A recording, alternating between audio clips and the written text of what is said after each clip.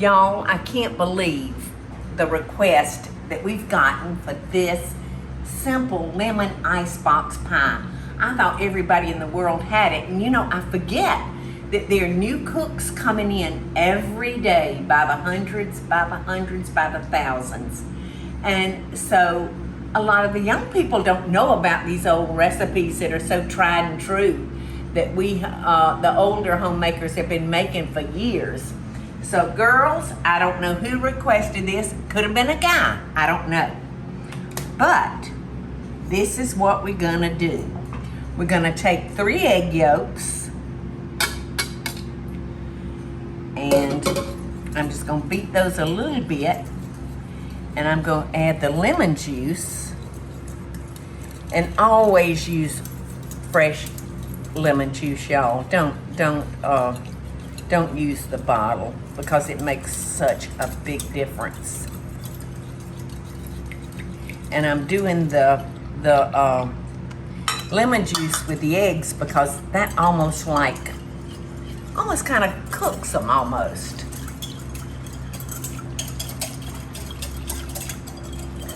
Okay. All right, and now I'm gonna add 1 can of sweetened condensed milk. And this would be good on a pine cone if I wouldn't got a pine cone from outside and brought it in. If I smeared a little bit of this on it, it'd be wonderful. Wonderful, wonderful. When I make homemade ice cream, in fact, Jason, a member of our team, brought me some fresh peaches today. The Georgia peaches are coming in. And I started talking about homemade peach ice cream. Oh, I want some so bad. And I always put a can of this in my homemade ice cream. All right, so we're just gonna incorporate that good. Make sure it's all mixed up.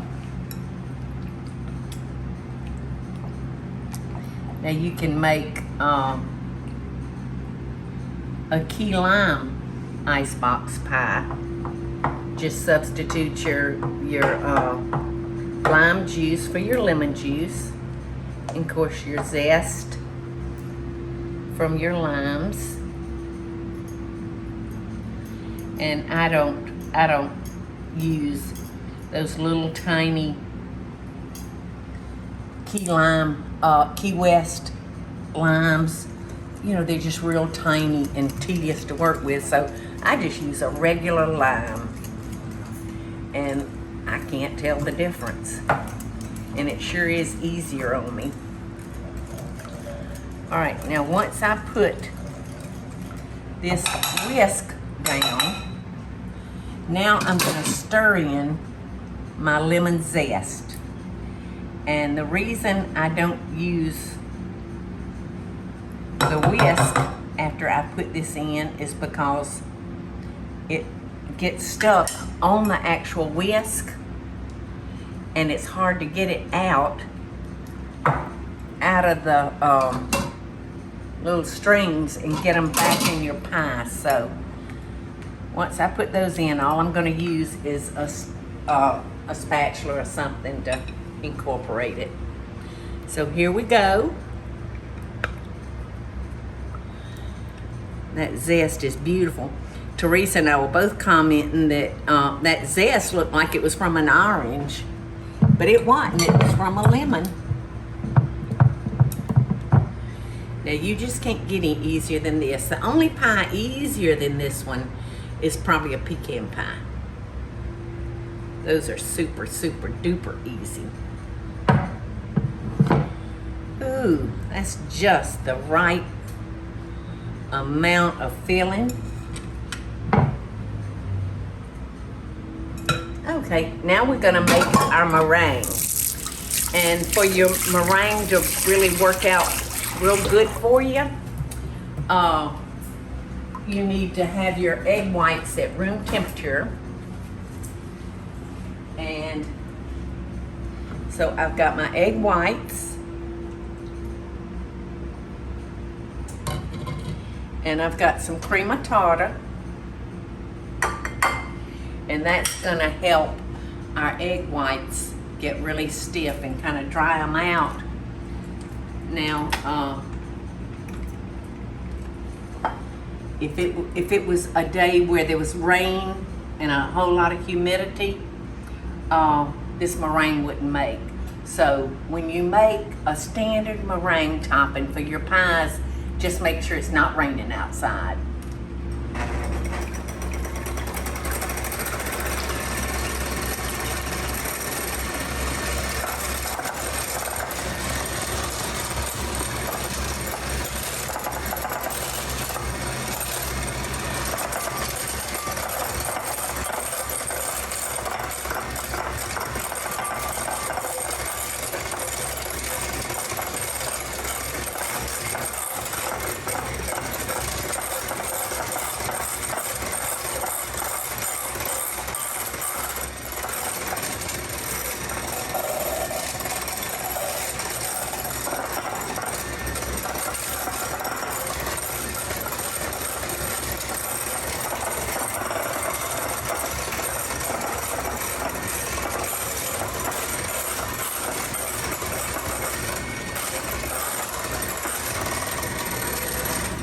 Now I'm beating this until soft peaks form, and now I'm going to start adding my sugar.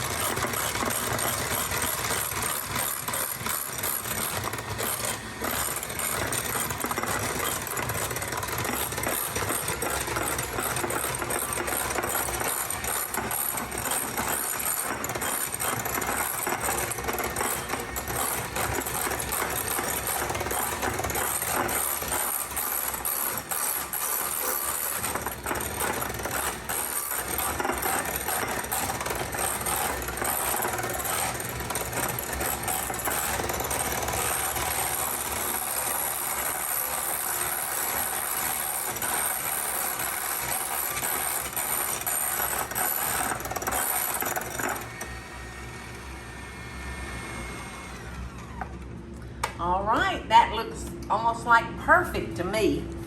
Now we're gonna spread our meringue, and you know, and I don't know why it does, but meringue top pies weep, and they just like turns your crust to syrup. So, and so many people have asked me how to keep it from doing that. And you know, I don't know. I'm saying eat it quick. That's my answer. Eat it quick. Now you want to make sure when you're spreading your meringue that you take it all the way to the edge and you seal it. Do you see the way I'm sealing it, Eddie? Mm-hmm. Because it will pull away.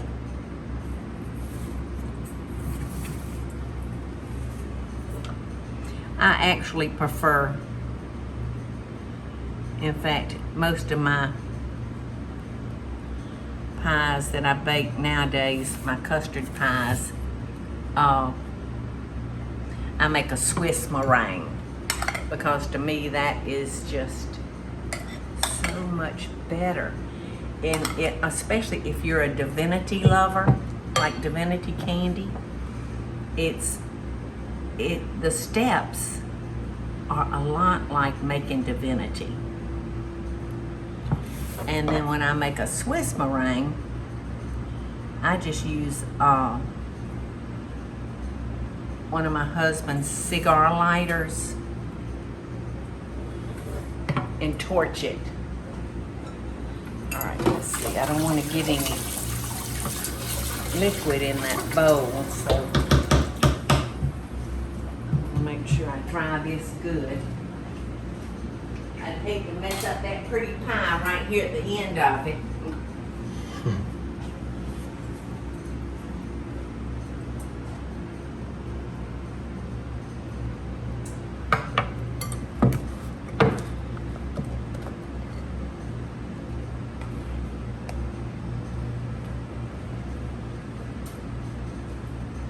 Yum-y. Now we're going to put this in the oven at 325, I think it is, 350, something like that. And we're going to put this on a cookie sheet. And we're going to bake it for about 12 to 15 minutes. Hopefully the tips of our meringue will be nice and pretty and brown. And I just try to get me some tips, you know. You can do it like this, or you can swirl it like I was doing. Just whatever suits your fancy. Really, I don't care about anything except my lips going on it, to be honest. It's beautiful. And after we cook our meringue for a little while, I'll slice up a pretty lemon and twist that on the top so everybody will know right off the bat, oh, that's a lemon custard pie. So I'm so glad. I don't know who requested this. Do you know, Teresa? I don't know. Well, I am so glad that they did. Me too. I'm ready to taste it. I'm telling you, me too. I love a lemon meringue pie. Now, Paula, how long do we have to cook that? I think 12 to 15 minutes. Let me see. 12 to 15 minutes, kids. Okay, y'all. The old-timey lemon icebox pie is completely ready, but it's still warm. In fact, it's hot in the center. But it looks so delicious. But I can't cut it because it would just run everywhere. I'm going to put it in the refrigerator and chill it, and then I'll tell y'all what it tasted like. How's that? And I'll even show it to you if there's a crumb left. So thank y'all. Thank y'all. Y'all enjoy this wonderful pie. It's a perfect pie for summertime. Hey y'all, it's Paula Deen. Now, if you enjoyed this video, be sure to like it and click the subscribe button as well as the notification bell to be alerted when I post a video. Love and best dishes, y'all.